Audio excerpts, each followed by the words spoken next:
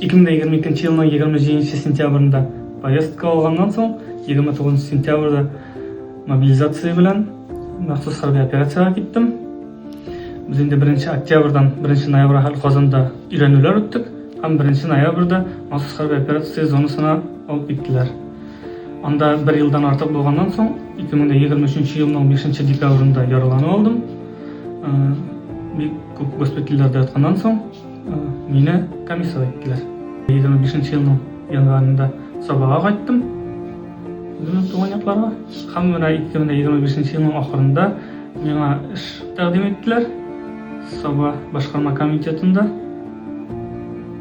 социаль координатор ярдәмчесе Әлфия апа ярдәме белән шунда эшкә урнаштым. Хәзерге көндә шунда хезмәт куям. Район бик нык ярдәм итә безгә кайткан егетләргә. Менә эшкә дә урнаштырдылар. Шулай спорт өлкәсендә дә эш алып барыла. Спорт түгәрәкләренә йөрибез. Бассейнга, тренажерный залга, бүтән җиргә бушка йөртәләр.